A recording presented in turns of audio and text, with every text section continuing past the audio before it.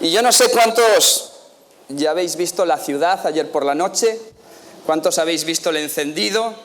Bueno, tendremos algunos, sí, podéis levantar la mano, los que sufristeis ayer la aglomeración, el frío y la lluvia, tuvisteis la oportunidad de ver en directo el encendido.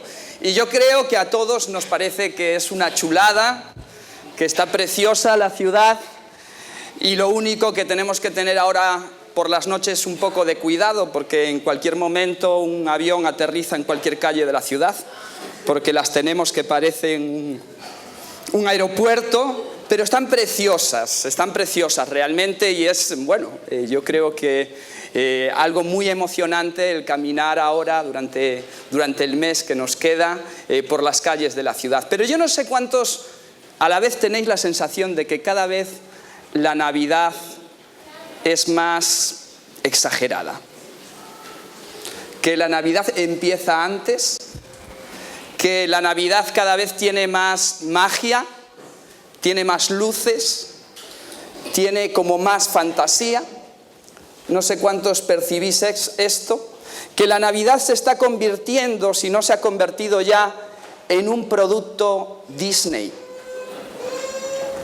La Navidad se ha convertido casi en un cuento de hadas, que lo recontamos o lo recordamos una vez al año y que nos llena de emoción y que nos llena de ilusión el recontarlo y el recordarlo, y que además ese cuento tiene una moraleja muy marcada, y es que tenemos que tratar de ser un poco mejores, al menos durante esos días.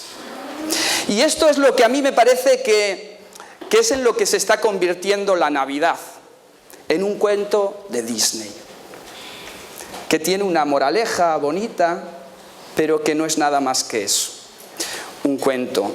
Y yo creo que la verdadera Navidad no tiene tanto de esto. Y me gustaría que, aunque tenemos tiempo para llegar a las fechas de la celebración propia de la Navidad, pues aprovechar hoy todo esto que está en el ambiente para hablar de lo que es y lo que no es la verdadera Navidad. Vamos a tratar de ver lo que realmente es y a la vez lo que no es la verdadera Navidad. Y para ello nos vamos a remontar o nos vamos a basar en uno de los pasajes que nos introducen a la Navidad y que lo hacen de una forma muy curiosa. Yo creo que lo hacen de una forma incluso diría que aburrida. Pero en ese texto vamos a descubrir lo que realmente es la Navidad, el sentido que tiene. Y vamos a localizar ese texto en Mateo capítulo 1, y vamos a leer solo unos versiculitos. Podríamos leer unos cuantos más, pero yo creo que los 6 primeros ya nos llegan para aburrirnos y para empacharnos de nombres. Pero estos nombres son el relato que inicia pues el mensaje de la Navidad, lo que da el inicio al mensaje de Mateo relacionado con la Navidad. Y si os fijáis dice así: tabla genealógica de Jesucristo, hijo de David, hijo de Abraham. Abraham fue el padre de Isaac, Isaac padre de Jacob, Jacob padre de Judá y de sus hermanos, Judá padre de Farés y de Zera, cuya madre fue Tamar, Farés padre de Jezrón, Jezrón padre de Arán, Arán padre de Aminadab, Aminadab padre de Naasón, Naasón padre de Salmón, Salmón padre de Boz, cuya mujer fue Rahab, Boz padre de Obed, Obed cuya madre fue Ruth, Obed padre de Isaí, e Isaí padre del rey David, David fue el padre de Salomón, cuya madre había sido la esposa de Urías. Y ahora vamos a saltar al 16 y 17 y vamos a leer: Matán, padre de Jacob, y Jacob, padre de José, que fue esposo de María, de la cual nació Jesús, llamado el Cristo. Así que hubo en total 14 generaciones desde Abraham hasta David, 14 desde David hasta la deportación de Babilonia y 14 desde la deportación hasta Cristo.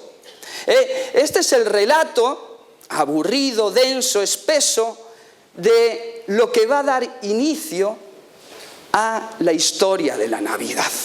Y en este relato vamos a descubrir lo que no es y lo que es la Navidad. Y en primer lugar, lo que vemos que no es la Navidad es un cuento de hadas. Si os fijáis, el relato de la Navidad no comienza diciendo érase una vez un hombre. No empieza así. Empieza hablando de la genealogía de este hombre. Ahora, para nosotros la genealogía no tiene mucho sentido. Para nosotros la genealogía es un relato aburrido que preferimos saltar, pero para los principales receptores del Evangelio, la genealogía era algo importantísimo, era algo vital, era algo que conectaba a la persona con la historia de Israel. Era así como el pedigrí de los animales, era lo que garantizaba que esta persona era de pura raza, era algo que ellos miraban, era algo que ellos revisaban, era algo que para ellos tenía un valor incalculable, la genealogía. Herodes estaba avergonzado de su genealogía porque allí se descubría que él no era un pura raza. Las genealogías eran importantes para la vida en Israel. Si alguien quería ejercer el sacerdocio, tenía que presentar su genealogía y tenía que demostrar que descendía de Aarón. Las genealogías eran importantes para los censos. Las genealogías eran importantes para el reparto de la tierra. La genealogía lo que hacía era conectar a la persona con la historia de Israel. La historia de la Navidad empieza con la genealogía de Jesús. ¿Qué hace esto? Conecta a Jesús con la historia. El mensaje de la Navidad no es un cuento, es un hecho verídico, es un hecho histórico. Hoy por hoy se ve como una fantasía, como una invención, incluso en los círculos académicos. Se piensa que todo el relato de la Navidad, y se dice con mucha facilidad que todo eso es una invención, que todos esos son cuentos de la religión. Pero no, señores, no es así. La Navidad lo primero que nos dice es que ese hecho es real. Y hoy iba a presentaros algunos documentos que nos hablan de este hecho, aparte de las Escrituras. Algunos historiadores como Flavio Josefo, ¿verdad? Y muchos otros que nos hablan de que la historia de la Navidad no solo está registrada en los documentos religiosos, no solo está registrada en nuestro Nuevo Testamento, sino que está en muchos otros registros históricos. Pero por amor al tiempo no lo quise hacer, ya sabéis cuál es mi problema. Entonces voy a evitar todos esos nombres y voy a evitar toda esa lista y simplemente os voy a presentar un estudio de investigación en el que el autor, Lee Strobel, el autor del caso Cristo, y el que tenga interés en este tema, pues puede hablar conmigo y yo le recomendaré algunos libros. Pero en este estudio, él nos presenta lo que podemos saber acerca de Jesús, de este autor de la Navidad, este personaje de la Navidad, si no tuviéramos el Nuevo Testamento.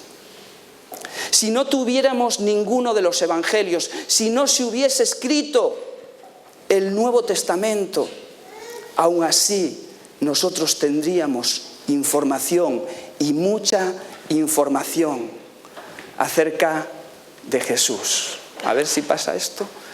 Bien, con la pantalla nueva creo que lo podréis, con el cañón nuevo creo que lo podréis leer. Si no, pues simplemente me seguís. Si no tuviéramos nada de información bíblica acerca de Jesús, aún así, por los documentos históricos, podríamos saber en primer lugar que Jesús era un maestro judío.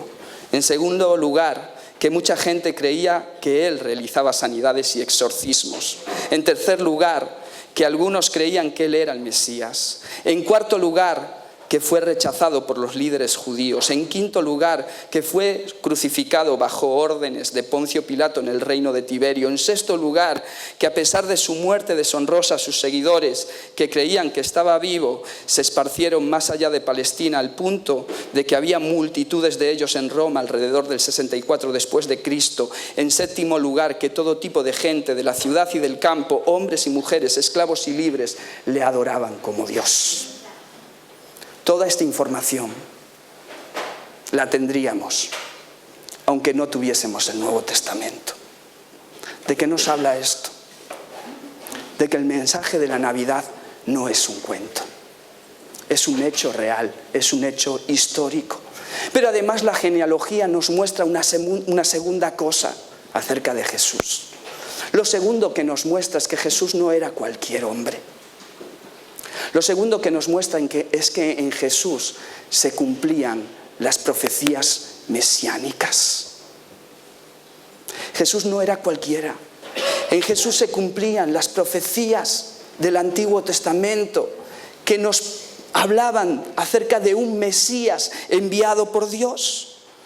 Se cumple la profecía que dice que él sería simiente de Abraham, que sería hijo de Isaac, que sería hijo de Jacob, que sería de la tribu de Judá, que sería del tronco de Isaí, que sería hijo de David, que sería nacido en Belén, que sería homenajeado con regalos, que viviría la matanza de los niños, que sería llamado Emmanuel, que sería hija de una virgen, que sería tomado y llevado a Egipto. Lo que nos muestra la genealogía es que Jesús no era cualquiera, que en Jesús se cumplían las profecías acerca del Mesías esperado. Y sabéis, esto no lo podemos ver como cualquier cosa. En Jesús se cumplen más de 300 profecías del Antiguo Testamento. Y esto no es cualquier cosa, esto no lo podemos ver como una casualidad cósmica. Esto es algo impresionante. Se han calculado las probabilidades, hay un estudio que calcula las probabilidades de que solo 8 de las más de 300 profecías que hay acerca del Mesías se cumplan en una persona. Se han calculado, hay un estudio en un libro que se titula La ciencia habla. Y ese estudio dice en probabilidades: para que te toque el gordo, muchos estáis esperándolo, ¿verdad? Para que te toque el gordo esta Navidad, hay una probabilidad entre 100.000, ¿vale? Para que se cumplan 8 de las profecías del Antiguo Testamento en una sola persona, hay una probabilidad por 1 seguido de 17 ceros. De 17 ceros que yo no me atrevo ni a pronunciar ese número. En Jesús no se cumplen 8. En Jesús se cumplen más de 300 profecías. No es casualidad. Jesús es un personaje histórico. La Navidad no es un cuento real. No es un cuento de hadas. La Navidad es un hecho real que nos habla de un hombre que nació, que vivió y que no era cualquier hombre. Era el Cristo, el enviado de Dios.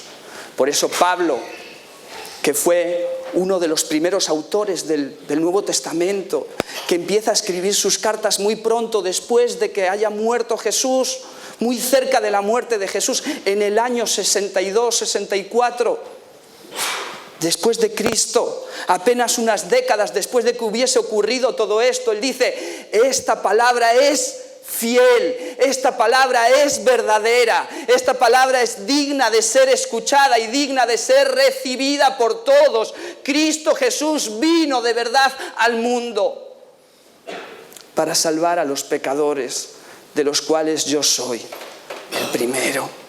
La historia de la Navidad no es un cuento, es un hecho histórico. ¿Sí? Vamos con el siguiente. Lo siguiente que nos enseña este relato es que la Navidad no es una historia, para que seamos un poco mejores. ¿Sí? En Navidad todos tratamos de ser un poco mejores. Pero lo que nos enseña esta historia es que la Navidad no es para que seamos un poco mejores. Decíamos que Jesús no fue un cualquiera, Él fue el enviado de Dios. ¿El enviado de Dios para qué?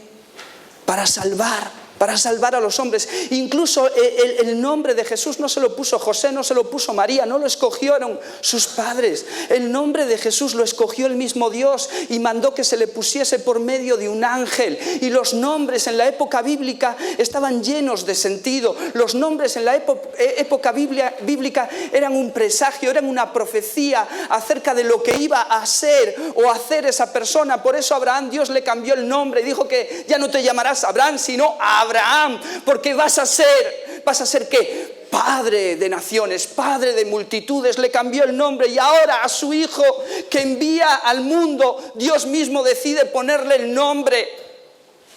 ¿Qué nombre le pone o qué significa el nombre? Jesús es el nombre griego del hebreo Yeshua, Dios salva.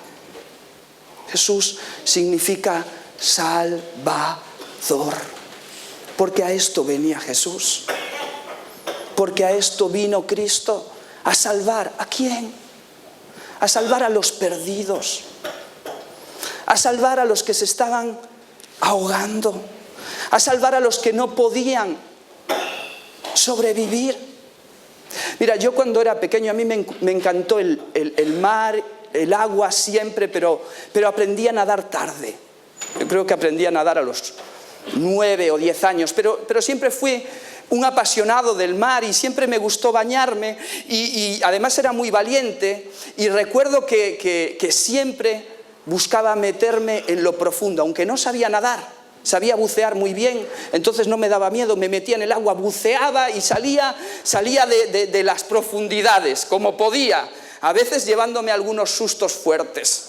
Pero esto me pasaba y un día estaba jugando en la orilla con una colchoneta, no sabía nadar, pero estaba jugando ahí al límite, entre lo que hago cala y lo que hago pie. Y estaba jugando ahí, de repente se me dio por bajarme de la colchoneta para ver si hacía pie y me dio un susto, no hacía pie y solté la colchoneta.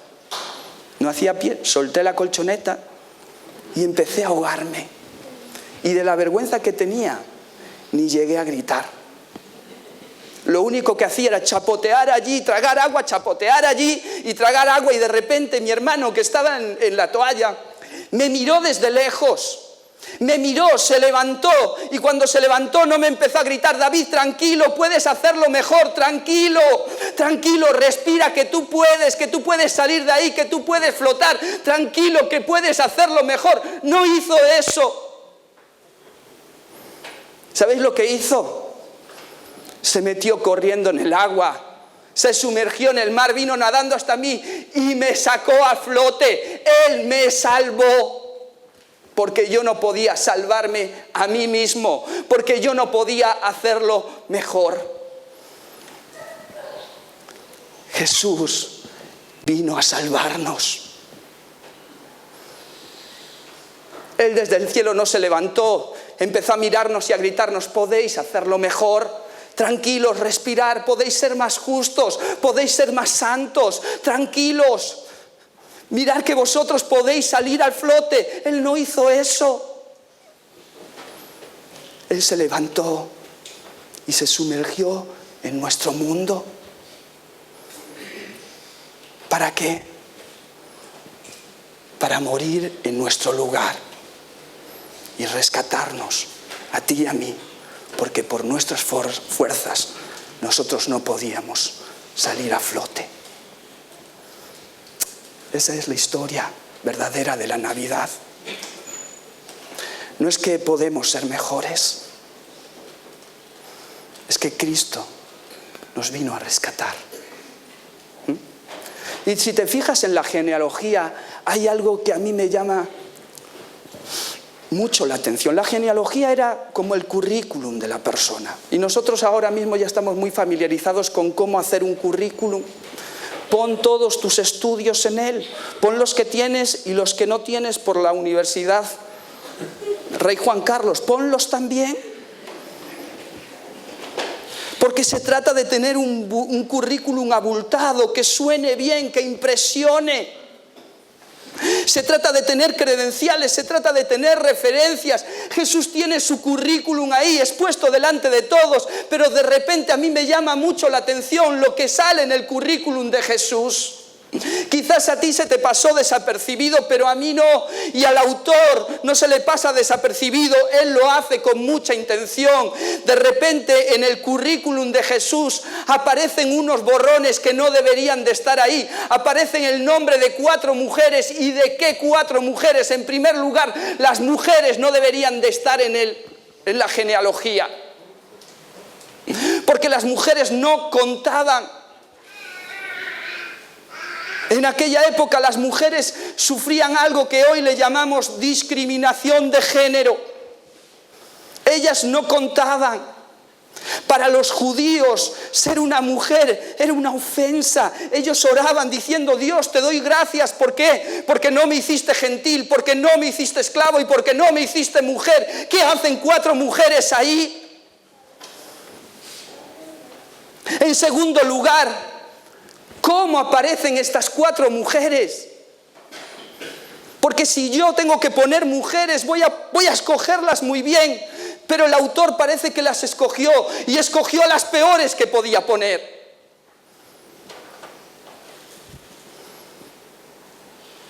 ¿Has pensado en esto? Escogió a las que estaban marginadas racialmente. Y escogió a aquellas que en sus vidas tenían historias turbias y oscuras. Fíjate bien. En primer lugar, leemos entre los antepasados de Jesús que estaba Tamar. ¿Quién era Tamar? Una mujer posiblemente cananea, extranjera, que se disfrazó de prostituta para tener relaciones con su suegro. Ahí está. En segundo lugar, Rahab, está así, cananea. Una prostituta dueña de un prostíbulo en Jericó. Ahí está, entre los antepasados de Jesús. La tercera, Ruth, esta se salva, solo era moabita, extranjera.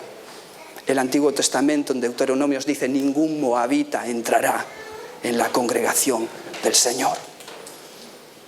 La cuarta, esta es más sutil,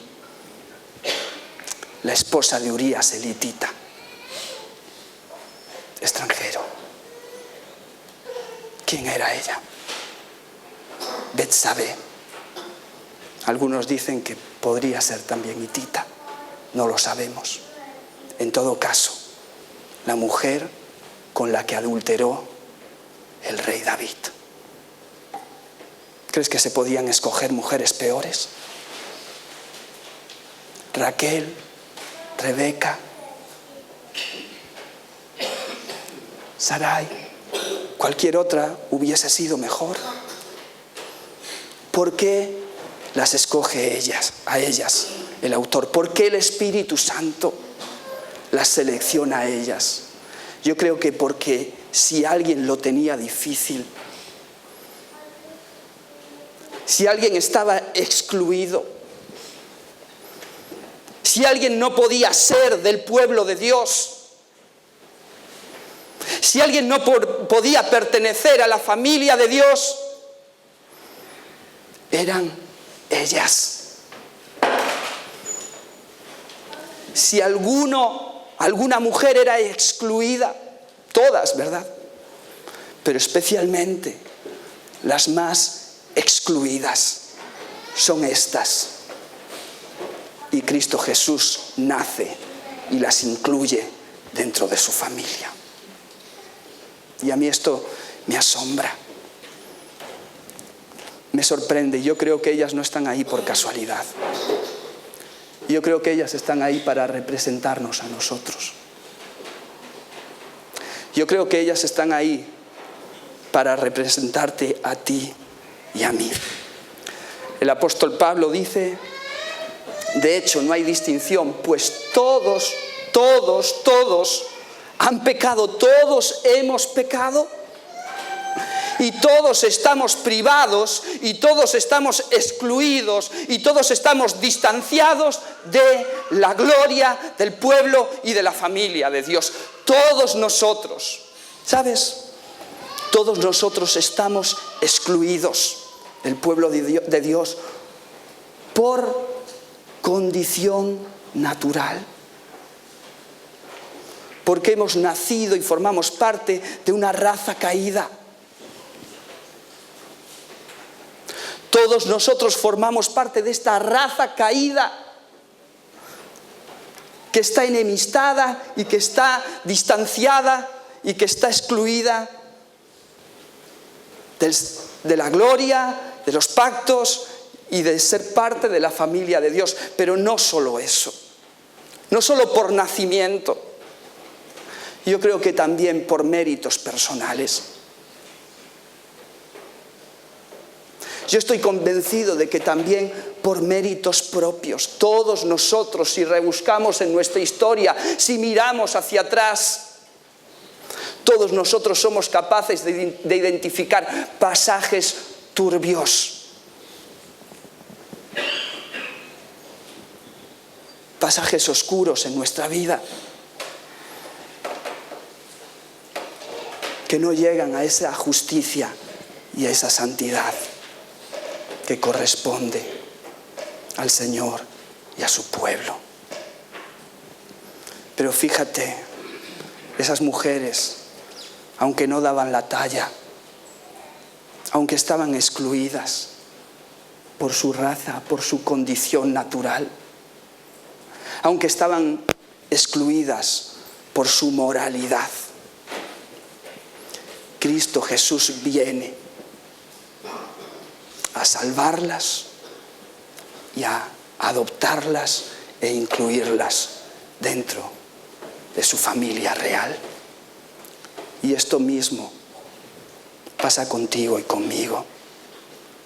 Aunque por raza, por condición natural, aunque por méritos propios no demos la talla y no tengamos méritos para ser parte del pueblo y no tengamos méritos para ser parte de la familia, a pesar de eso, Cristo Jesús viene al mundo para que a través de Él nosotros podamos ser limpiados, perdonados de nuestra maldad y adoptados e insertados, incluidos dentro de la familia real. Por eso el Evangelio de Juan comienza: los suyos vino y los suyos no le recibieron, pero a los que le recibieron, a los que creyeron en su nombre, a estos les dio potestad, les dio el derecho ¿de qué? De ser llamados hijos de Dios. A través de Jesucristo, nosotros que estábamos fuera, nosotros que estábamos excluidos, nosotros que estábamos distanciados, a través de ese Jesucristo de la Navidad, llegamos a ser miembros del pueblo de Dios y hijos de la familia de Dios. Amén. Esto es la Navidad. La Navidad no es para que seamos mejores. La Navidad es para que nos reconozcamos pecadores y le digamos: Cristo, yo por mí no puedo, necesito tu salvación. Amén. Por último, la Navidad no es para que nos volvamos más grandes. En la Navidad últimamente encontramos una buena plataforma para reorganizar nuestra vida, para revisar nuestros propósitos, para revisar nuestras metas, para revisar nuestros proyectos, para redefinirlos, para ser más ambiciosos, para ajustarnos y decir: este próximo año voy a llegar más lejos, este próximo año voy a llegar más alto, este próximo año voy a ser más grande, este próximo año voy a ganar más. Y entonces la Navidad nos sirve de plataforma para esto, para pensar en ser más grandes, para pensar en llegar más alto, para pensar en ser más. Y muchas veces decimos: si Dios quiere, ¿verdad? Y además entendemos que Dios quiere y puede ser y no está mal. Pero yo creo que para esto no es la Navidad. Yo cuando leo la Biblia muchas veces estoy tentado, y ahora lo estamos haciendo, vamos a estudiar a los grandes personajes de la Biblia, los estamos estudiando. Vamos a estudiar a los grandes siervos de Dios. Y ahí yo me paro y siento como un escalofrío, porque esto de grandes y siervos no puede ir justo. O eres grande o eres siervo, pero las dos cosas no pueden ir juntas. Pero nosotros pensamos que en la Biblia encontramos a los grandes siervos de Dios. Pero yo cuando leo la Biblia, yo no veo a grandes hombres en ella. Si tú lees la genealogía de Jesús, ahí están esos que pensamos que son grandes. Pero si te fijas en ella, si te paras un poco, tú no encuentras a esos grandes, ¿verdad? Primero encontramos a Abraham. Qué grande era Abraham, sí, es verdad. No lo sé, piensa conmigo, Dios quiere levantar una gran nación, quiere tener multitudes de personas y quiere seleccionar a un matrimonio que le dé multitudes, y tiene ahí una comunidad en Ur de los Caldeos. Vamos a pensar que Ur de los Caldeos era la iglesia unida de los caldeos, y que tenemos a toda esta población para seleccionar a un matrimonio con el que procrear a toda una nación. Y entonces tenemos que seleccionar a los más fértiles, al matrimonio más fecundo, al que tenga más trayectoria. Yo lo estuve pensando, yo dije, yo tengo a mis candidatos, para mí, Jonah y Zoila, porque de una traen tres.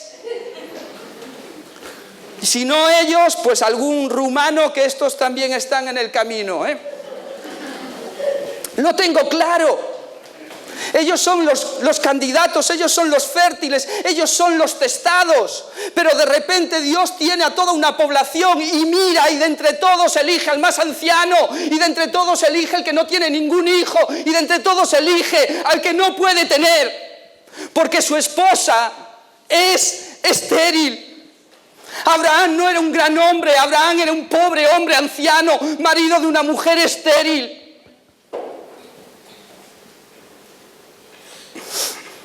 Y Dios selecciona a ese. Y de ese viene Isaac. ¿Qué gran hombre era Isaac? Pues no era tan grande. Algunos autores dicen que Isaac sufría un trauma producido por ese, yo no sé cómo se dice esto, parricidio o hijocidio, no sé qué es. Ese intento de asesinato que sufrió, muchos dicen que quedó traumatizado por esto. Otros dicen que no fue capaz de superar la muerte de su madre. No sabemos por qué, pero que tenía que continuar con el legado de tener hijos y hijos, tiene 40 años y no busca esposa ni le interesa, y es Abraham el que tiene que decir, bueno, chaval, avívate, te voy a traer una mujer con la que te tienes que enrollar.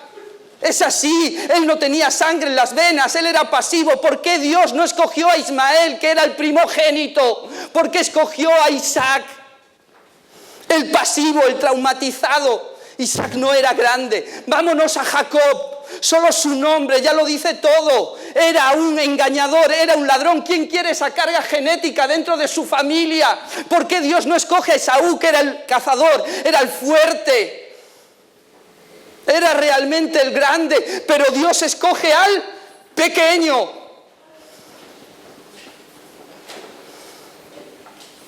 Y después tenemos al gran David. ¿Era grande David? No, David era el pequeño de sus hermanos, David era el ignorado, David era el olvidado. David frente a Goliat era el enano. David en la película con Urías era el malo. Yo no tengo hombres grandes ahí. Yo tengo sencillamente hombres, y quizás pequeños, y más bien pequeños. Y yo tengo la sensación de que Dios tiene preferencia y que Dios tiene debilidad por ellos.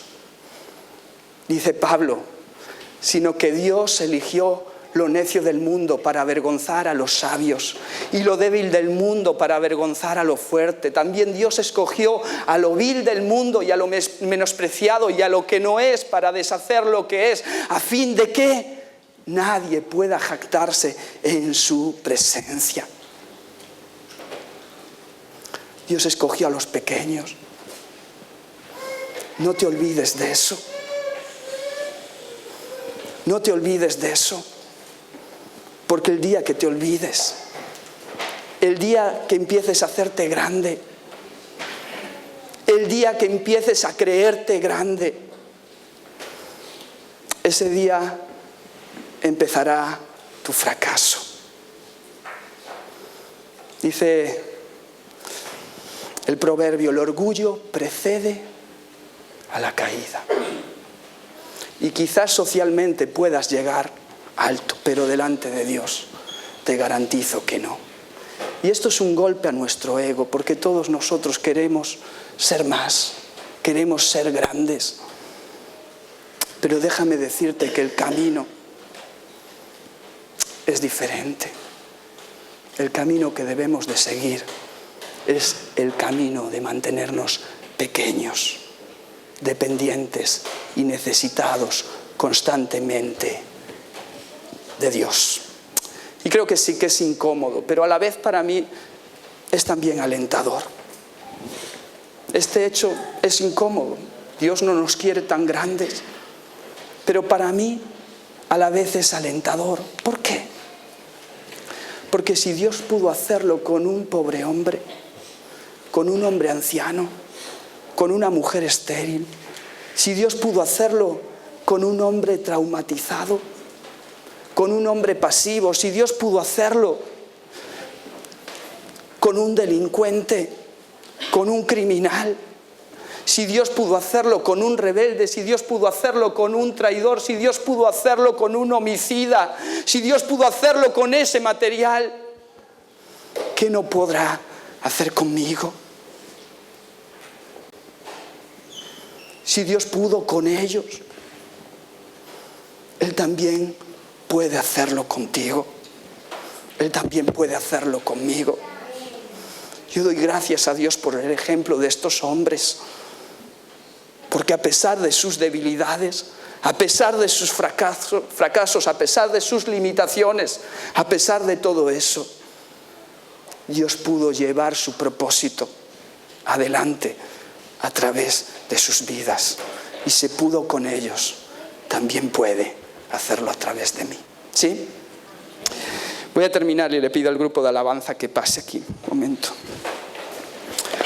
Es una de las cosas más grandes que te podía pasar si eras un israelita en la época de Jesús. Una de las cosas más grandes que te podía pasar es que un maestro te aceptase como su discípulo. Es una de los honores más grandes que uno podía vivir. Y para ser aceptado por un rabino, para volverte un discípulo de un rabino, el judío, el niño judío, tenía que hacerlo muy bien. Tenía que esforzarse mucho durante la primera fase de su escolarización. Tenía que hacer todos los méritos del mundo, tenía que cualificar muy bien durante esa primera etapa que se llamaba el Bet Sefer. Tenían que estudiar, aprenderse la Torá de memoria, y si destacaban en esto, ¿verdad? Si destacaban en esto, podían pasar a la segunda fase. Si no destacaban, eran enviados a sus casas a aprender el oficio de sus padres y a continuar el trabajo de sus padres. Y esto le pasaba a la gran mayoría, que no destacaban. Pero había algunos que destacaban y entonces pasaban al segundo nivel. Y en el segundo nivel también tenían que destacar, tenían que ser los más esforzados, tenían que demostrar que eran los más cualificados, tenían que estudiar el Bet Talmud. Y si al finalizarlo ellos habían destacado, podían pasar al tercer nivel. Si no, tenían que volver a casa a aprender el oficio de sus padres. Cuando pasaban al tercer nivel tenían que esforzarse igual, tenían que destacar, demostrando ser los más cualificados. Pero si no cualificaban, tenían que volverse a casa, a aprender el oficio de sus padres y a trabajar en el campo, a trabajar como pescadores, y aquello dedicarse el resto de sus vidas. Cuando terminaban por fin ese tercer nivel, si habían sido esforzados, si habían demostrado estar cualificados, tenían que tomar la decisión más importante de sus vidas. Tenían que elegir al rabino al que querían seguir, del que querían aprender. Y lo tenían que medir, porque tenían que pensar que fuese el rabino al que ellos pudiesen convencer. Tenían que seleccionar al rabino al que su nivel le llegase a convencer. Y entonces seleccionaban a un rabino y le pedían ser sus discípulos, y los rabinos los aceptaban en un periodo de prueba. Y durante ese periodo de prueba les hacían preguntas acerca de diferentes autores, de diferentes comentarios, de diferentes pasajes, de diferentes versículos del Antiguo Testamento. Y si esos candidatos fallaban, el rabino les decía: vuelve a tu casa, no estás cualificado, aprende el oficio de tu padre y dedícate allí a su profesión. Pero si por fin el candidato demostraba su capacidad, si el candidato demostraba estar cualificado, entonces el rabino le miraba y le decía: sígueme, ven, sígueme. Y a partir de ese momento, el discípulo seguía a su rabino, tratando de imitarle durante los próximos años. Eso era lo más emocionante que podías vivir. Era tan emocionante, era un orgullo tan grande para la familia, que cuando despedían a este hijo que se iba a ser discípulo de un rabino, lo bendecían diciéndole: que el polvo de tu rabino, que el polvo de tu rabino se impregne en toda la piel de tu cuerpo. Era un privilegio seguir al rabino y aún ser manchado por el polvo que levantaban sus pies. Cuando se produce la Navidad, cuando Jesús nace, Él lo conmueve todo. Él se vuelve un rabino diferente. Él enseña con una autoridad diferente. Y Él busca discípulos diferentes. En primer lugar, no son los discípulos los que le buscan a Él. Es Él el que va a buscar a sus discípulos. Pero Él no los busca en los centros intelectuales, y Él no los busca donde están las élites. Él no los busca en las sinagogas. Él no los busca en los templos o en el templo de Jerusalén. Él se va a los pueblos y a las aldeas. Y Él se va a aquellos que están haciendo el oficio de sus padres, aquellos que están siendo pescadores. ¿Por qué están siendo pescadores? Porque en la escuela no estaban cualificados, no pudieron promocionar, ellos fueron rechazados. A ellos les dijeron: volved a casa, vosotros no valéis. Pero Jesús se presenta delante de estos y le dice: tú, ven, sígueme, sígueme, conviértete en mi discípulo, camina conmigo, camina detrás de mí, y que el polvo de mi gracia y de mi misericordia se impregne en cada rincón de tu piel. Eso es lo que hace la Navidad. La Navidad no vino a hacernos mejores, no vino a hacernos grandes, nos vino a hacer como Él es. Nos vino a hacer sus seguidores, nos vino a hacernos como Él es. Amén. Esta es la verdadera historia de la Navidad. Puedes inclinar tu cabeza ahí donde estás.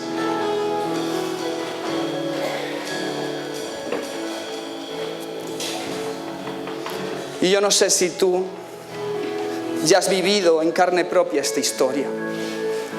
Yo no sé si tú en tu vida has llegado a entregarle tu corazón a este Jesús, el autor de la verdadera Navidad, a ese personaje real, a ese personaje especial enviado de Dios para salvar y redimir al mundo.